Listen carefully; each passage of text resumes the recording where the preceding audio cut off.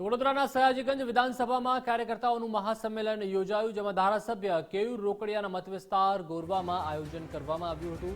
મોટી સંખ્યામાં ભાજપના કાર્યકર્તાઓ હાજર રહ્યા હતા। ભાજપના લોકસભા ચૂંટણીના ઉમેદવાર રંજનબેન ભટ્ટ પણ હાજર રહ્યા હતા। ભાજપના પદાધિકારીઓ પણ હાજર રહ્યા હતા। રંજનબેન ભટ્ટને 10 લાખની લીડથી જીતાડવાનો હુંકાર કરવામાં આવ્યો।